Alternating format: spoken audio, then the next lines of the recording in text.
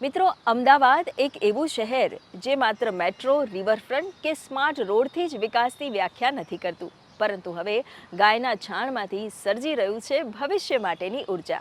જી હા, એક એવી પહેલ જ્યાં કચરો હવે બોજ નથી, પરંતુ રસોઈ અને રોજગારીનું માધ્યમ છે. અને સૌથી મહત્વની વાત, કચરામાંથી કરુણા અને કરુણામાંથી ઉર્જા. આવો જોઈએ આ અનોખી રજૂઆત. સવારના પહોરે અમદાવાદના દાણીલીમડા તેમજ બાકરોલના કરુણા મંદિરમાં સૂર્યોદય થાય છે. કોઈ ગાયને ઘાસ ખવડાવે છે તો વળી કોઈ રસ્તા પરથી બચાવાયેલા પશુને પાણી પીવડાવે છે. અને આ દ્રશ્ય વચ્ચે એક શાંતિ અનુભવાય છે, જે શહેરની ભાગદોડમાં ભાગ્યે જ જોવા મળે. લગભગ 50,000 સ્ક્વેર મીટરમાં ફેલાયેલા આ કેમ્પસમાં આજે 750થી વધુ પશુઓનું સંવર્ધન થાય છે.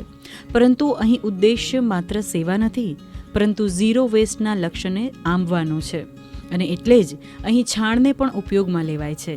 દરરોજ લગભગ 2800 કિલો છાણમાંથી બને છે 46 કિલો બાયોગેસ અને ઉત્પન્ન થાય છે 35 યુનિટ વીજળી. એક સમય હતો જ્યારે આ જ છાણને લોકો ગંદકી માનતા, પરંતુ આજે એ જ છાણનો ઉપયોગ કરીને બનાવાય છે રસોઈ અને ગૌ સેવા માટે રોટલી. આ શરૂઆત દ્વારા આખું કેમ્પસ બન્યું છે ઝીરો વેસ્ટ કેમ્પસ. अलग अलग प्रकार के जो वेस्ट आते हैं, यहाँ पे श्रेडर मशीन में उसको डाल करके छोटे छोटे कण में उसको विभाजित किया जाता है और फिर वाटर के साथ उसको मिक्स करके डाइजेस्टर में डाला जाता है. डाइजेस्टर में डालने के बाद ये अंदर ही अपना पूरा प्रक्रिया करता है. उसके साथ में जो हार्मफुल गैस होते हैं या CO2 जो है गैस के साथ में, वो आउटपुट स्लरी के माध्यम से बाहर निकलता है और वो फर्टिलाइजर में कन्वर्ट हो जाता है. और ये प्लांट जो है वो 1 टन का प्लांट है. 1 टन प्लांट के एवरेज में 30 to 35 kg जितना LPG गैस हमें मिलता है. અહીં ગરમ ગરમ રોટલી શેકાઈ રહી છે, પરંતુ આ શું? આ ચૂલો LPG દ્વારા નહીં, પણ બાયોગેસ પર સળગી રહ્યો છે. એ જ બાયોગેસ જે ગૌશાળાના છાણમાંથી બન્યો છે. દરરોજ અહીં 1000થી વધુ રોટલી બનાવવામાં આવે છે, ગાયો માટે અને રસ્તા પરથી બચાવાયેલા શ્વાન માટે. AMCની આ પહેલથી દર મહિને 27 LPG સિલિન્ડરની જરૂરિયાત ઘટી ગઈ છે. વીજળી અને ગેસના ખર્ચમાં લાખો રૂપિયાની બચત થઈ રહી છે. અને સૌથી સુંદર વાત, બાયોગેસ પછી બચતી સ્લરી પણ વ્યર્થ નથી જતી. તેમાંથી પણ બને છે ઓર્ગેનિક ખાતર.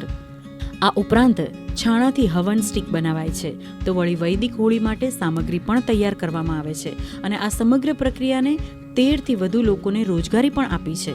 અમદાવાદ મ્યુનિસિપલ કોર્પોરેશન દ્વારા શહેરમાં જે રખડતા પશુઓ એક પ્રશ્ન હતો, એ પ્રશ્ન સોલ્વ કરવા આવા રખડતા પશુઓ પકડી અને આ ગૌશાળામાં રાખવામાં આવે છે.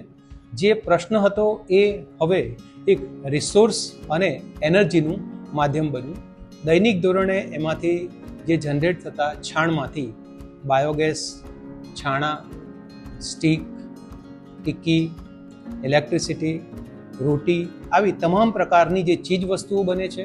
અને અહીંયાનો કોઈ પણ વેસ્ટ એ વેસ્ટ નથી, પરંતુ બેસ્ટ છે. લેન્ડફિલમાં કચરાનો પ્રોબ્લેમ છે, નદીમાં કચરાનો પ્રોબ્લેમ છે, સ્પેસમાં બી કચરાનો પ્રોબ્લેમ છે. પણ આપણી અમદાવાદની મ્યુનિસિપલ કોર્પોરેશન આટલું સારું ઇનિશિયેટિવ લઈ રહી છે. Hats off to AMC. જે વેસ્ટ આપણા લેન્ડમાં થાય છે એનાથી બહુ સારું ઇનિશિયેટ કર્યું છે કે બાયોગેસ બને છે, એનાથી આપણે ઇલેક્ટ્રિસિટી જનરેટ થાય છે. અને પછી એનાથી આપણે ખાસી બધી વસ્તુ છે જે આપણે કરી શકીએ છીએ, જે આપણે યુથને બી સમજવું જોઈએ. એ વસ્તુ સારી છે. વર્ષ 2023માં અમલમાં આવેલી stray cattle nuisance prevention and control policy પછી અમદાવાદે એક નવી દિશા પસંદ કરી. સમસ્યાને દૂર કરવાને બદલે સંસાધનમાં ફેરવવાની.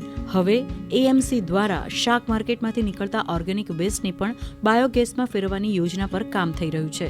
કારણ કે લક્ષ્ય માત્ર ગૌશાળા સુધી સીમિત નથી. વિઝન છે ઝીરો વેસ્ટ અમદાવાદ. એક એવું શહેર જ્યાં કચરામાંથી પણ વિકાસની સુગંધ આવે, જ્યાં ટેકનોલોજી સાથે સંસ્કરણ પણ જીવંત રહે, જ્યાં પ્રાણી, પર્યાવરણ, માનવતા અને આધુનિકતા ચારેય સાથે આગળ વધે. ગુડ ન્યૂઝ ગુજરાત માટે અમદાવાદથી ક્ષમા કામદારનો રિપોર્ટ.